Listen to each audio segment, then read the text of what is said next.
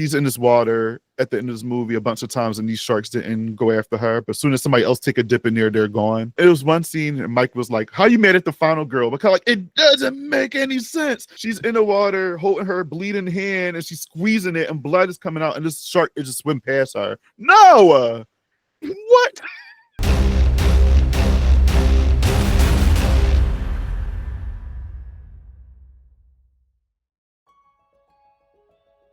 I'm Bobby Torrez, the Z, not an S. I'm a co-host on People Under the Scares podcast with my co-host, Michael Anthony. I also have a YouTube channel called Bobby Likes It Spooky. And I'm a horror content creator from Philadelphia that's very passionate about all things horror. Horror was always big in my family. Usually you hear stories that the parents are trying to like shield their child away from horror and things like that. But my family was actually, they allowed it in the household, and they gave me movies and things to watch. 90s baby here. Grew up watching Goosebumps and Are You Afraid of the Dark and all those things like gateway horror. But I was still watching the stuff that I should not be watching. My family brought me in, and now they created this monster that we got today. People Under Scared started by my co-host Michael Anthony. I was a guest on a couple Halloween episodes. Good chemistry, it was good vibes. Michael was just like, "Hey, I like our chemistry, I like our vibe. I would like to invite you on as, you know, a co-host or part of the show." And then right after that, I became a co-host, and going on I think it's been 4 years since we've been doing a show.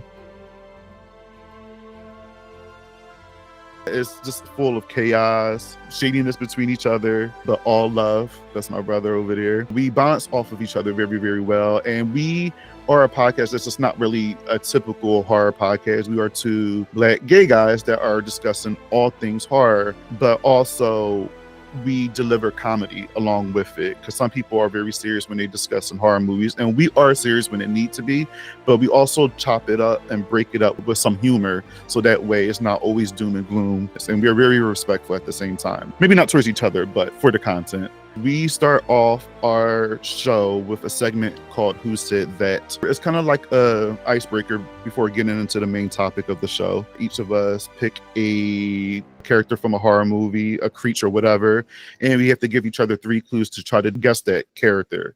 Or we do quotes. It's like a fun segment because we're going back and forth. Sometimes Mike cheat because we picking damn insects and things that you would not think about in a horror film. And then we get into the main topic, whatever movie that we're discussing. And again, we just talk all things about that movie, plus a lot of humor within the movie, even a little outside of the movie. Guaranteed a few laughs, maybe more than a few on that episode, on the podcast. So yeah, we're just all horror and humor.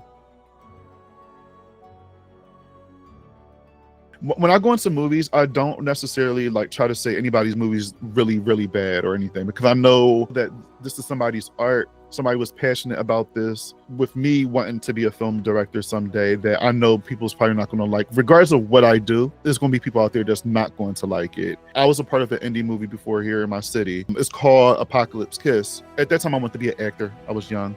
And I said, "Oh, let me at least get an extra role." So I got a role as an extra, but they were like, "Oh no, we want you in for an actual speaking role." So I said, "Oh, amazing." And I found out that Tom Atkins was a part of it. Michael Berryman, he's in it. Lloyd Kaufman from the Trauma, like he's in it. And the guy who voices Wesker in the Resident Evil games is in it. So I'm like, how? What? I've seen how much hard work went into that. When I got on set and I had like my little part in it, it's a lot of work. Actors, script supervisors, lighting, like there's a whole, and this is an indie film. So a lot of things is happening here, and I'm just like in awe, because I'm like, this is not Hollywood, but this is still, it's amazing. My scene, I'm talking to 2 girls and they have to go inside this like mystical building, but the building that they went into, I just opened up an old U-Haul truck. But when you watch the movie, you would never know that. It's so cool to see how much hard work goes into these movies, and regardless if you think it's shit or because of the plot or the characters or whatever, it's still somebody's baby and still somebody's hard work. It's somebody out there that's going to like it. Came about with my friend Taymon Kane, who's amazing. We became friends online. Taymon decided to come up with this panel called Scream Kings. He invited me on, and Mike and Marco Estes. Pretty much like the horror version of The View. So a lot of arguing, shady moments, games, a lot of just craziness happening on that show. But it's a lot of fun, and it's more of like themed. So we sometimes would have like, oh, we're going to talk about creature features this week and the Halloween franchise the next week and things like that. Scream Kings is all about that, just fun, shady horror moments when they're on the live show on Wednesdays on YouTube. When you're talking with people and you're reaching out and you see like interests and things like that. And if you got something going on, a podcast, YouTube channel, if you're a writer or whatever, you can start collabing with people with like interests. Thanks to the internet, like I met so many cool people. Collaboration is important. I collab with so many people and it helped a lot. And it's very important because you're people that like horror like us. Some people think that it's like a weird thing to like this type of genre, or I shouldn't let everybody know this is a secret I got buried inside. But no, we're all nerds at heart, and it's good to feel that community and have those type of people around you. It makes you feel good and it actually inspire you a little bit more. We all inspire each other and lift each other up. I got most of these people's numbers and I ask them for advice and vice versa, and we come up with ideas, sometimes new shows together. It's very, very important. I have a big fear of the ocean. I don't like anything in there. These creatures are beautiful. Sharks, squids, fish, whatever is in the deep blue sea. But I do not want to be a part of that. Watching shark movies give me a huge anxiety. It depends on how it look in the atmosphere. Because if the shark looks too CG, just not realistic, it'll take me out of it and I won't feel that. But in this case, in Dangerous Animals I'm talking about, there's a lot of moments where people was dangling over the ocean with sharks swimming around. And that gave me the biggest I had to literally like pause it and just like take a deep breath because I have a huge literally, man, it's crazy. Like So yeah, shark movies, it depends, but they usually get me out of here.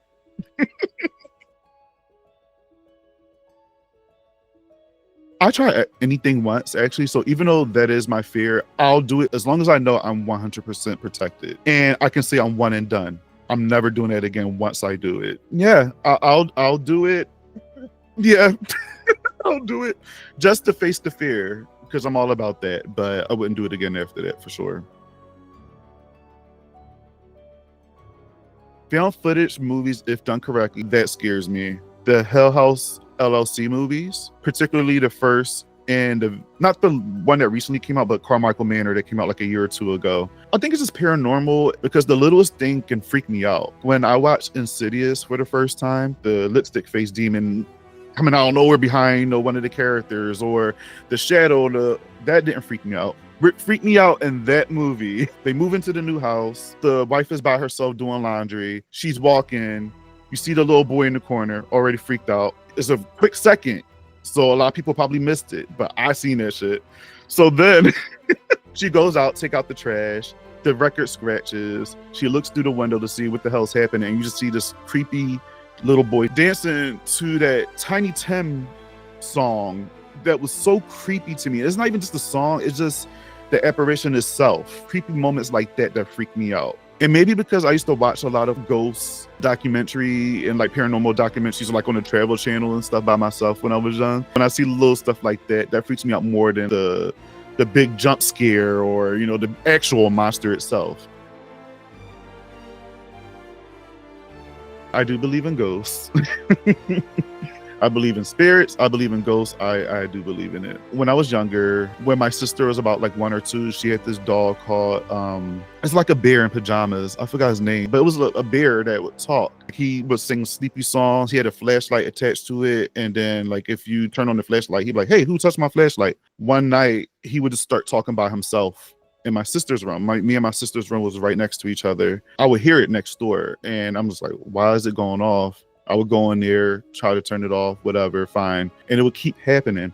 One time my sister came into my room. She was just like, he's still going. And I'm just like, well, I don't know, tell mom. Like, what do you want me to do? My mom was just dismissing the whole thing. For some reason, the adults do, even in actual horror movies. So in my head, I'm thinking, oh, maybe the battery's going dead and it's kind of making the toy go, off constantly. So one night I go and I check and there's no batteries in the bear.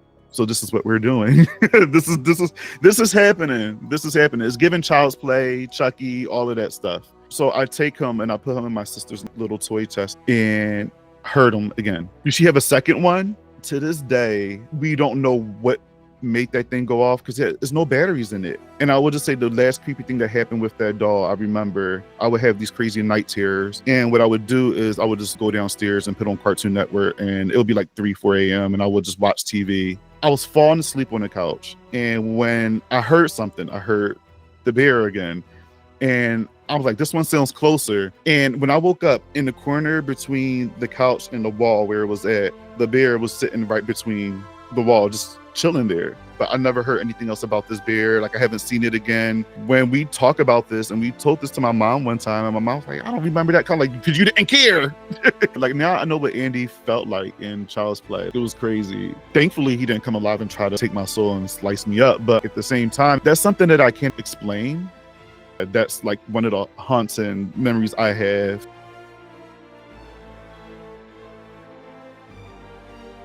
Shout out to Brandon Espy. He just created Mr. Crockett that came out on Hulu.